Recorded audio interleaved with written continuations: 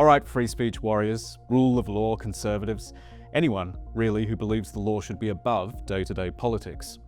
Where are you?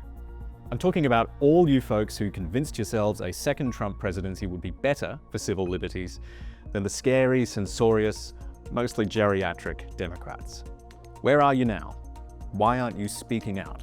We're not even 2 months into this new, bolder Trump administration, and already it has made a habit of brazenly defying the US Constitution. It has usurped the power of Congress to set spending, and it is trying to usurp the court's power to interpret the law. In other words, it is trying to place Donald Trump above any restraint or reproach in a political system that is, by design, supposed to restrict the president and stop him from behaving like a king.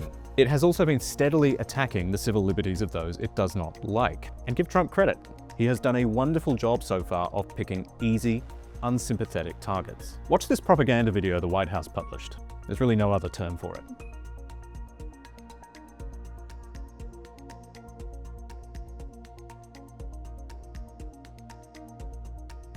So that's a video of some alleged Venezuelan gang members it sent overseas to a notoriously inhumane jail in El Salvador.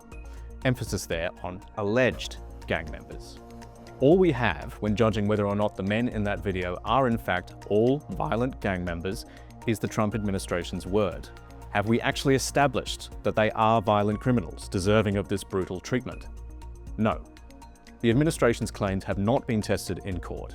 It has not offered any proof that these people, deported without due process under an archaic wartime law from the 1790s, are who it says they are.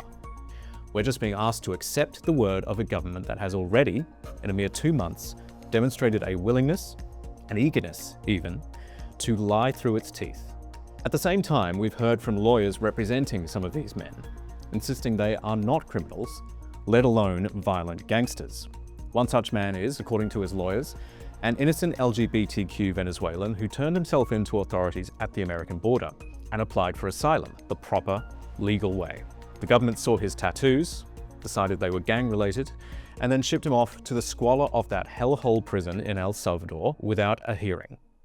His lawyers are adamant the tattoos are in fact perfectly innocuous. Maybe they're wrong. Maybe their client duped them.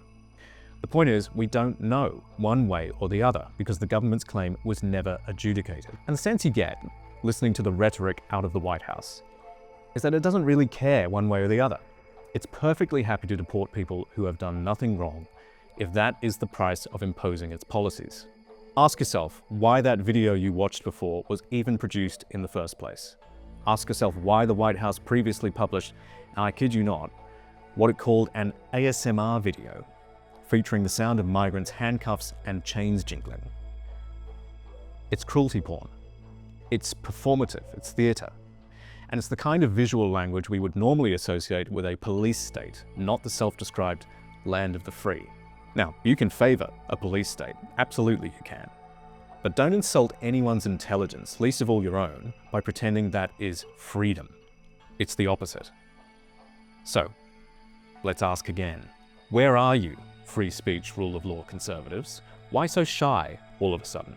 This new Trump administration is quickly becoming everything you accused the Democrats of being. It is domineering, politically retributive, contemptuous of the law, and focused on centralizing power around one unaccountable man. Conservatives, often quite rightly, love to talk about the danger of heading down a slippery slope. Well, here's one. It's right in front of you. It is perilously steep, and you are sleepwalking down it.